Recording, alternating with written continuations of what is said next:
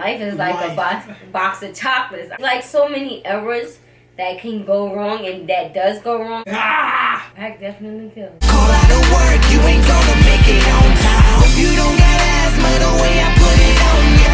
When I grab your neck, you already know what's next. You have so much to say, but now all I hear is yeah. It's your girl Minnie, and we are back at it again with another flipping video. It's your boy CJ. It's your boy CJ, he's back at it again with another flipping video. 10 freaking girls. 10 freaky girls inside the 10 jiggy. This little woman pimpin' ain't to say. Anything goes when it comes to hoes. Say what up though. 10 freaky girls. She's tiring me out. Name that movie, comment down below. Anyway, as you can see by the title, we are here with a mukbang.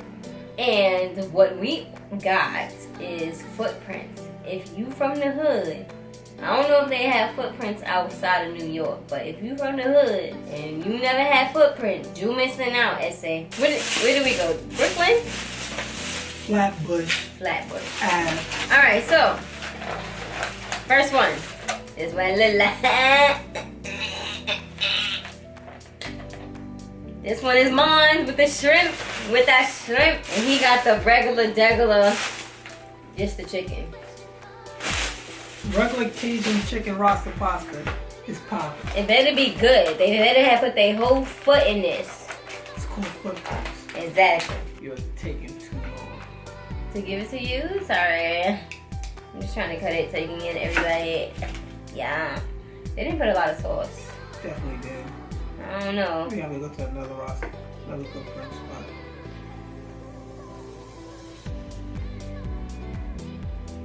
Feels like it's, oh my god, it's so spicy. Want your water? You want your water already? She'll be crying soon, watch. It's good though. Woo, this thing hit my throat. Hold What on. I told you. Not even that high. Ripple artist. Before he got hurt, we used to perform everywhere. So how was your first time performing? Scary. First time I had to do mic check. First time I had to get dancers. First time you was there. Mm-hmm. I was scared out my butt to be up in front of that stage, and I feel like being a singer, you're more vulnerable because you're using a different type of voice. It has to sound nice, it has to be on key, it has to go, it just has to touch people.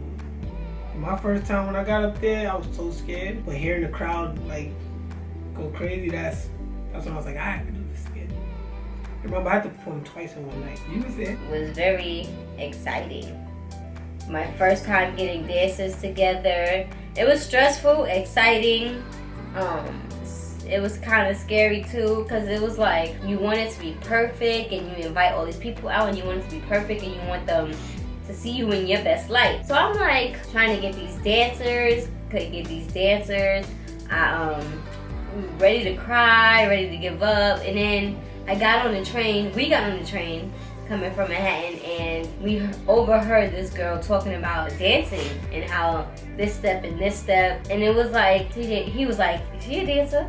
Ask her. So I just asked her out of nowhere, and she had somebody else that could dance, and they just danced for me, and it was like, yo, we really about to start these rehearsals. Like, I really felt like a real artist. But the only thing is, I was a struggling artist.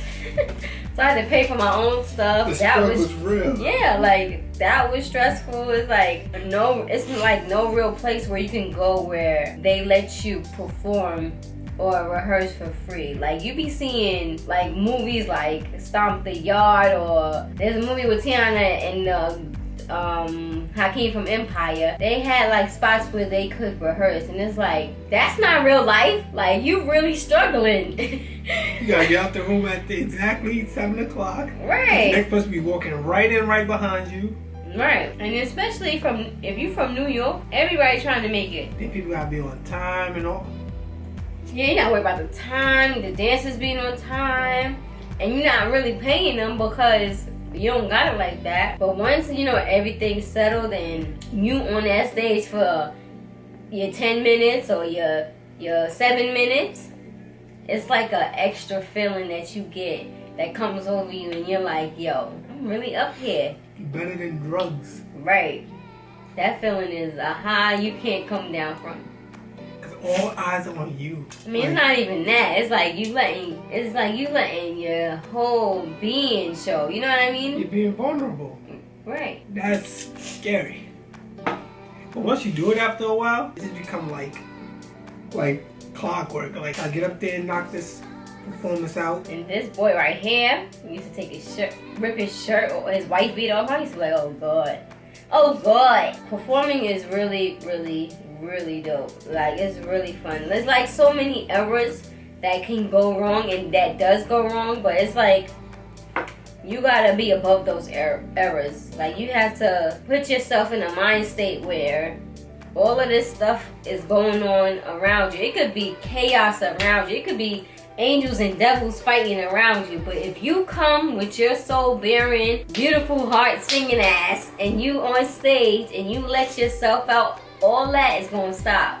And everybody's gonna be, it's just gonna be your world. There's no better feeling than when you get off the stage and people walk up to you like, yo, that was dope, that was dope. When I performed at the park, I couldn't even get off stage before people was walking, oh, can we get a picture? Oh, that was dope. Oh, where can I get your music? That feeling feels amazing. Another feeling that feels crazy, I was on the train one day, just sitting there with my beats on, blasting my song. This guy tapped me, was like, excuse me, what song is that? I'm like, that's my song. The girl next to him's like, that's your song? That's crazy. That sounds professional. I'm like, oh, thank you. Oh, when can we get that? I'm like, it's not out yet. Like the face they gave me, he looked like he was mad upset. Like I need that song in my life. Yeah. It's nothing better than when somebody loves your song. Right. And sings your song, or they be like, or they hit you up and be like, yo, I just seen your video, it's lit, can you feature on my shit? And it's like, yo, I'm really making moves out here. Like every little bit counts, because it inspires you to want, or motivates you to want to do more, or it gives you that extra push. Once you see that people are recognizing you and your talent and you for being who you are, and it's like, yo, I'm really out here doing this, and you just gotta keep going. Like, don't let nobody stop you no matter what. Like, you just gotta keep on going. Like, I wish I would keep going, but your girl, listen, life is like a box of chocolates, honestly. And you eating the ones that nobody want to eat. Right. It's like one dart after the other. I'm trying to dodge them, but it's like time is passing me by. Shoot, we have a song to record that next week. Right. That song was lit too. Insert a snippet at the end or whatever so y'all can hear a piece of it. But it's definitely not finished. Like, we definitely did not finish that. That night was too funny too, because we were mad at each other. Boy, we were so mad. We got in that car. I don't know what you're talking about. You know how when you get in the car and you start arguing, or y'all have a disagreement and y'all just going back and forth. It was like so bad. But mind you, we paid for a session. So we had to go back to the session, and then we got to the session. This was the song that was produced. So you push and I pull, so we're getting nowhere.